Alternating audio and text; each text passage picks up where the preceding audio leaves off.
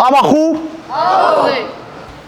تا خورده لخ بی намудҳои кикбоксинг, панкратион, греплинг, санъати муҳорибаҳои омехта 5 соли охир миёни ҷавонону наврасон мавқеи назаррас пайдо намуданд.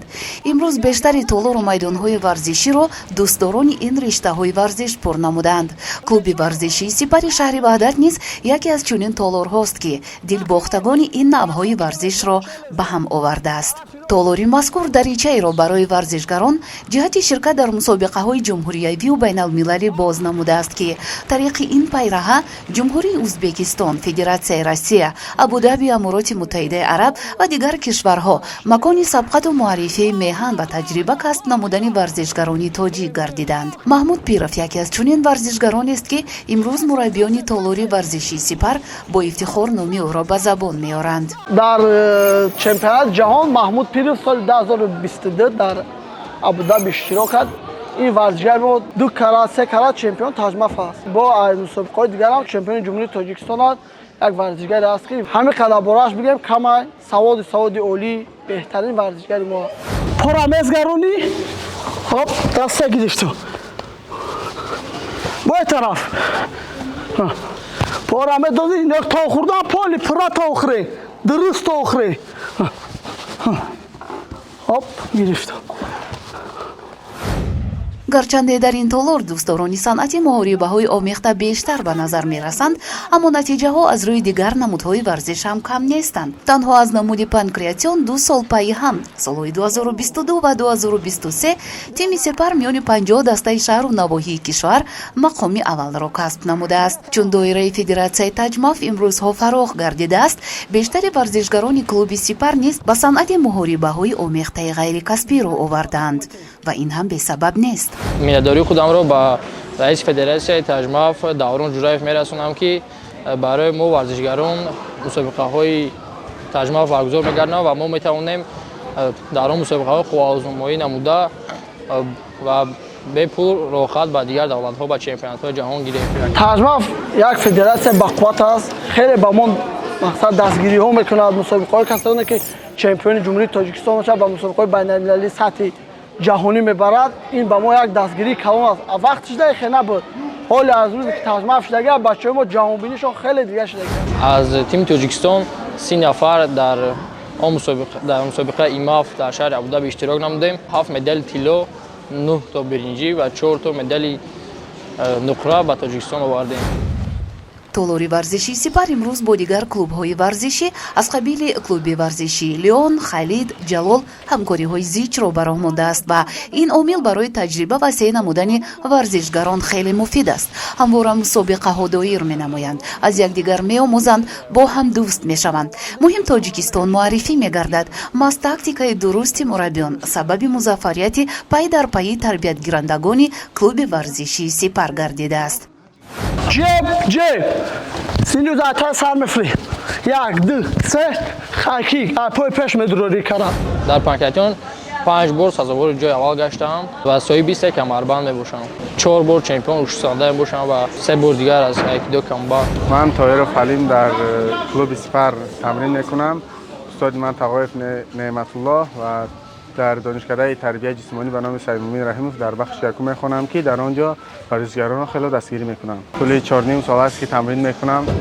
ман ҷоизадорони мусобиқаҳои таҷмаф, кикбоксинг, панкратион ва греплинг мебошам. дар вазни 77 килограмм тавонистам 2 бор чемпиони қаҳрамони тоҷикистон оид ба санъати муҳорибаҳои мухталиф гардам. 2 сол мешавад ки дар зали сипар машқ мекунам. ман дар бисёр мусобиқаҳо иштирок кардаам. дар таҷмаф, дар панкратион, дар пенчаксилат. дар ин мусобиқаҳо ман ҷои аввал шудаам.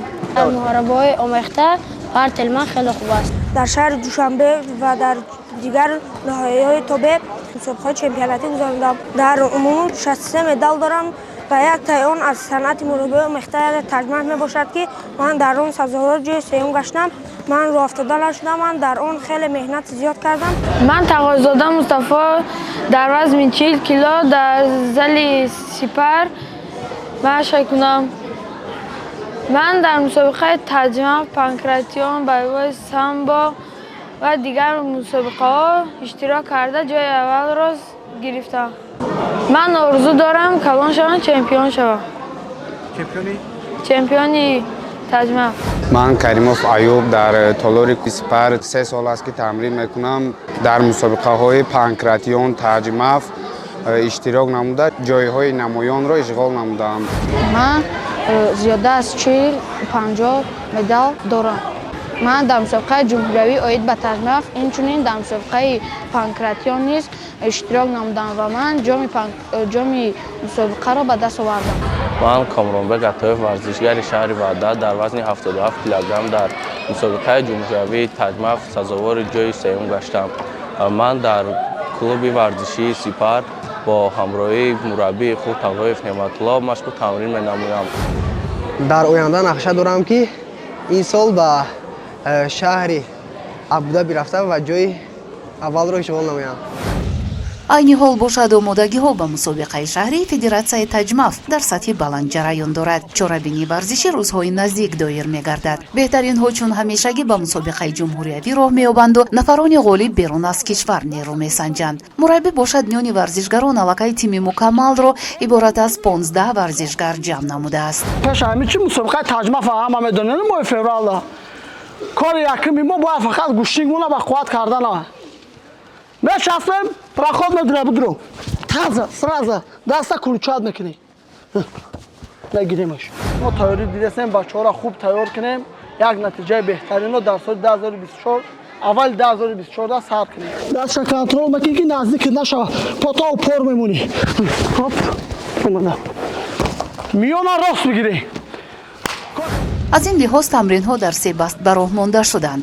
кӯшишу заҳмати мураббиён низ хеле хуб ба назар мерасад, зеро ба ҳар як варзишгар диққати махсус медиҳанд. тамринҳое ки устод тағоев ба мо медиҳад мо аз он саркашӣ намекунем ва мо ба мусобиқаҳо рафта ҷои аввалро ишғол менамоем ва ман чемпиони кикбоксинг ва чемпиони таҷмаф мебошам. тағоев неъматулло мураббии мо беҳтарин мураббӣ мебошад. بهترین استاد خیلی خوب تیاری برای تمرین‌ها خوب یاردم میکرد. طولی 2 سال میشود که مشق تمرین میکنم. مربی من تقویف نعمتالله میباشد و من در بسیار مسابقه ها اشتراک کردم و جای اول را اشغال نمودم. ҳама сола кӯшиш менамоем ки дар дигар мусобиқаҳои ҷумҳуриявӣ ва байналмилалӣ иштирок намуда давлати худро муаррифӣ намоям ва сазовори ҷои намоён гардем. ва миннатдории худамро ба устодам тағоев неъматулло мерасонам ки моро ба ин мусобиқаҳо тайёр карда бурда мо дар он мусобиқаҳо сазовори ҷойҳо мегардем. дастера ки буроварди ҳамо потори сар мерава и поятори пои дигари дастша перевода кунем ба даст ёрдам мекунӣ пото калара поён тазара боло дристи триуголи. худи мураббии клуби сипари шаҳри ваҳдат неъматулло тағоев низ замони фаъолияти варзишии худро аз толорҳои варзишии шаҳри ваҳдат шурӯъ намудааст. борҳо дар мусобиқаҳо ба ифтихораш суруди миллӣ садо додаасту акнун мехоҳад ин эҳсосоти пирӯзиро дар чеҳраи шогирдонаш бубинад. якум чи мусобиқаи ман баромад кардам ай греплинг суперсхват кард катият доғистонӣ сазовори ҷои аввал шудам. баъд аз баъди як моҳ пас дар мусобиқаи ЛТФ-и Москва боз аз моҳрибои омехта сазовори аввал шудам. баъд аз он дар греплинги азияи ҳамон федератсияи Россия осиёи Россия карда будам дар он ҷо ҳам сазовори аввал шудам. баъд аз он ба Питер сафар кардам.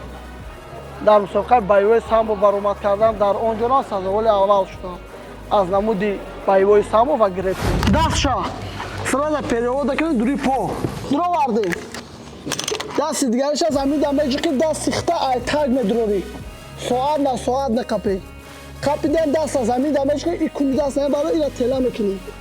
фаҳмо мо акнун фақат ба варзишгаро мураббигӣ як там бастаем ки варзишгарои мо аз моро болову беҳтар шавад. чун ба мушоҳида расид ин ҷавонону наврасон ҳама ташнаи музаффариятанд. ташнаи ҳамон музаффарияте ки онро дар арсаҳои байналмилалӣ ба даст меоранд. орзу доранд барои тоҷикистони худ зарраи ҳам бошад як саҳми кӯчаки худро гузоранд. чаро не, зеро зиндагӣ бо ҳамин орзуҳо ширин аст. мақсади мо ҳамон як аст. در سطح جهانی اشتراک کرده پرچم تاجیکستان را بلند بردارم. мехоҳем парчами мо ҳамеша боло бошад. ва ман мехоҳам дар оянда дар ширкат бо нуфузи UFC иштирок намуда парчамбардори миллати хуб шавам. таманниёт дорам ки варзишгарои мо ҳамаш дар сатҳи баланд бошанд, берин аз кишвар парчами ҷумҳурии Тоҷикистонро баланд бардорад ва натиҷаҳои беҳтарини ҷаҳонира ба даст. ва ман мехоҳам ки дар оянда низ ба дигар давлатҳо сафар кунам ва саздовори ҷои аввал гардам. ман ба рафиқонам тавсия медиҳам ки ба машқ омада тамрин кунанду ва саломатии худро ҳифз намоянд. ба наврасон машқ кунам, бихонам, тамрин кунам. аввал дараҷа хондан, баъд тамрин. мо мехоҳем ки насли наврас ба варзиш машғул шавад, аз беҳудагардӣ, аз чизҳои нолозим ба варзишу ба хондани мактаб машғул шавад. Якум дар варзишгар хондан аз саводи беҳтарин бояд дошта бошад. дуюм ба варзиш. иззати ҳурмати варзишгар бояд аз дигарон хеле фарқ дошта бошад. Тоҷикистон!